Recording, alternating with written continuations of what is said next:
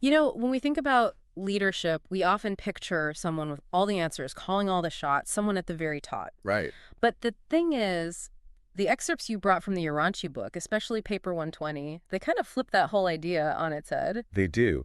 The Urantia book has this really compelling idea that true leadership, especially on a cosmic scale, it's not something you're just handed. You have to earn it. Earn it. And the path to earning it, it's all about understanding, really understanding the experiences of those you're meant to lead. So that's where this whole idea of a bestowal comes in, right? Exactly. We're talking about Michael, a creator's son, Yeah. responsible for an entire universe, a being of, well, almost unimaginable power. Right. Yet he chooses to go on these incredible journeys. It does. To experience life from all these different perspectives. And it all kind of culminates, at least in our corner of the universe, with his arrival on Earth as Jesus. It's pretty mind-blowing when you really think about it, you know. Oh, yeah. You have a being powerful enough to shape galaxies, choosing to learn and grow by experiencing life as his creation. I mean, it makes you question everything you thought you knew about leadership. It really does. It's not about sitting on some distant throne, barking orders. It's about getting your hands dirty, about connecting with every single level of existence within your care. It's about empathy, about really understanding what it means to exist within the very fabric of the universe he's meant to lead. And that's where these 7 bestowals come in. Yeah. 7 distinct journeys, each one a deep dive into a different order of being within Nebadon, his universe. Imagine being able to step into the role of a seraphim, a celestial being of pure spirit, you know. Wow. Soaring through the cosmos. Then, just like that, you transition to experience life as an ascendant mortal, a soul evolving to countless forms, always striving, always reaching towards spiritual perfection.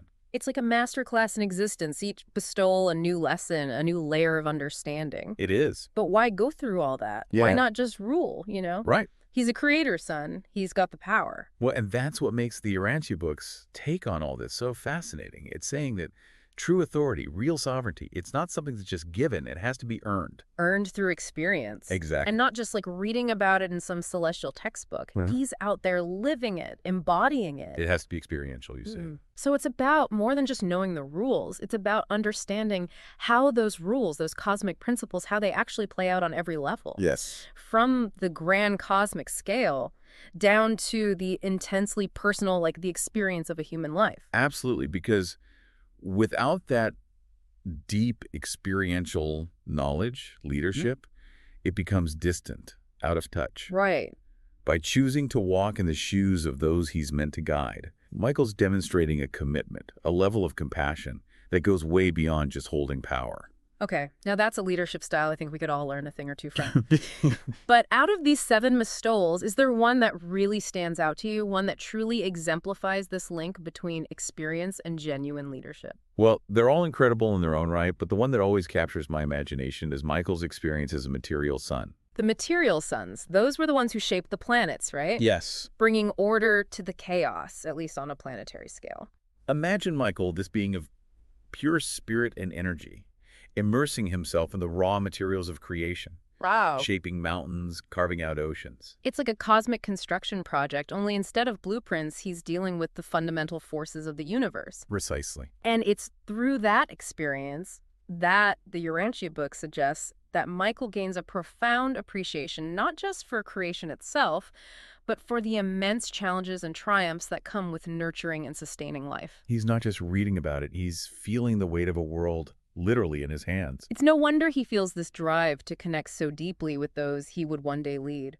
And that, of course, brings us to his final bestowal, and arguably his most crucial one, his arrival on Earth as Jesus of Nazareth. Which is a lot more than just another stop on this cosmic field trip, right? Right. This is the culmination of everything he's learned, the ultimate test to prove he's ready to fully step into his role as the sovereign ruler of Nebadon. You're absolutely right. It is a culmination, but it's also so much more than that. It comes with an entirely different set of challenges. Because this time, he's not just experiencing life as one of his creations, he's choosing to be born as one of us, as a human being. Exactly. And with that comes every limitation, every vulnerability that comes with being human. It's a far more, shall we say, intimate experience than anything he's encountered before. So much more vulnerable. And understanding why he chooses that vulnerability, well, that's key to unlocking the deeper significance of his choice to walk among us as one of us. It really makes you think about the human experience in a whole new light, doesn't it?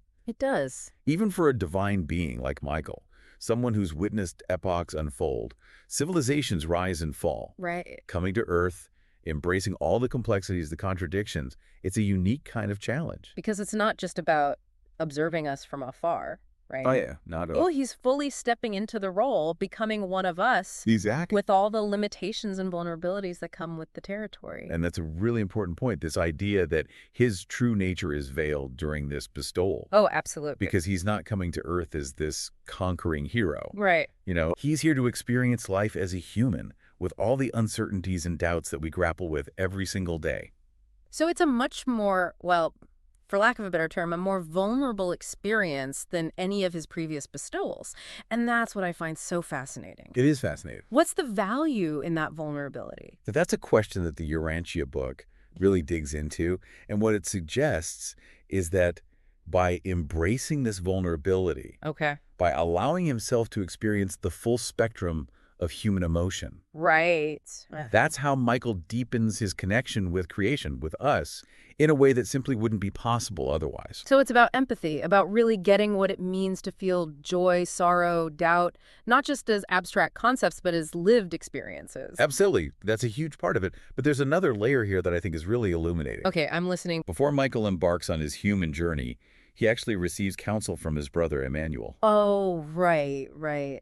And this guidance, this counsel, it's all laid out in paper 120, and it gives us a really unique glimpse into the kind of, well, let's call them ground rules. Like getting prepped for the ultimate undercover mission. In a way, yes. Cosmic instructions before stepping into the human realm. And these instructions, they highlight the incredible balance that's being struck here. Right.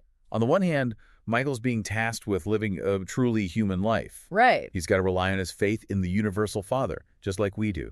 So no divine shortcuts. No divine shortcuts. No calling in favors from cosmic buddies when things get tough. That's the whole point. He's meant to walk the path of faith just like we are. Wow. To feel the weight of human existence, uncertainty, and all. And the Urantia book is saying that's crucial, not just for his own growth, but also for demonstrating the true nature of the relationship between humanity and the divine. You got it. He's living what he preaches. Exactly. Showing us through his own life what it means to navigate this human experience while staying connected to something larger than ourselves.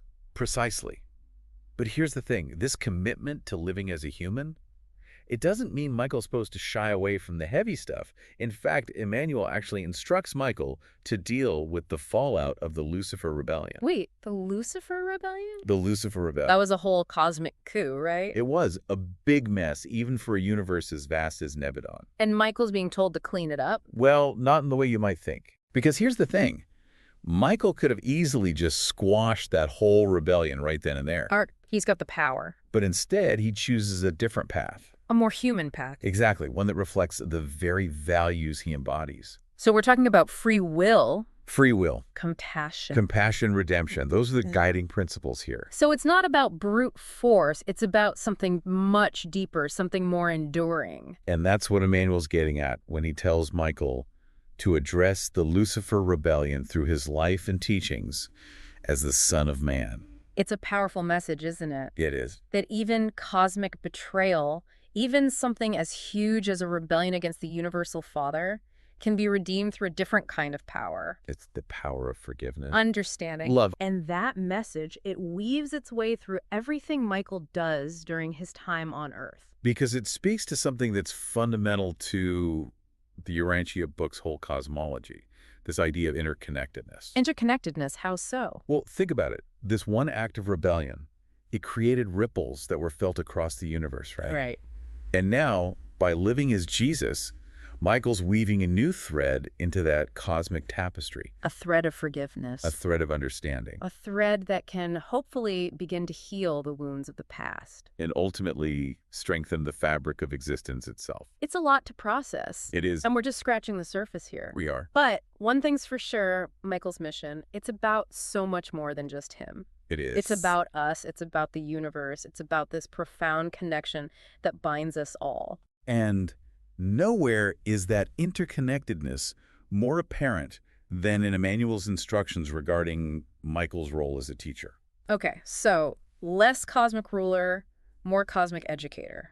In a sense, yes. Because Emmanuel really emphasizes how important it is for Michael to focus on the spiritual and intellectual liberation of humanity. That's the heart of it. And he's even told to stay away from politics, economics, all those systems we get so caught up in. Right, those external systems, they're not the focus here. So no starting a new world order. No, this is about something much more internal, much more lasting. Empowering individuals from the inside out. Exactly. Awakening that spark of divinity that's within us all. Which, when you really think about it, that's far more revolutionary than any political movement. It is. But there's still something that's always kind of bugged me about this whole teaching aspect of Michael's mission. What's that? Well, if I remember correctly, Michael was specifically told not to leave behind any written teachings, no scriptures, no images, nothing tangible. Right. And that always seemed kind of counterintuitive for a teacher, don't you think? It does seem a bit strange at first, doesn't it? But when you look at it from the Urantia book's perspective, it actually makes a lot of sense. Okay, help me understand that. Well, think about it. What happens when you have a fixed doctrine, a set of holy scriptures, or even physical relics? Right. Throughout history, we've seen how easily those things can become sources of division, dogma, even violence. Yeah, it's true. The message can get, well, distorted, right? Exactly. And it seems that's what the Urantia book is suggesting, Michael, as Jesus was trying to avoid. By leaving no physical teachings behind. By not leaving anything concrete, he ensures the focus stays on the living spirit of his message, on that direct personal connection between each individual and the divine. Instead of getting caught up in interpretations or dogma or, well, even worshiping objects. Exactly.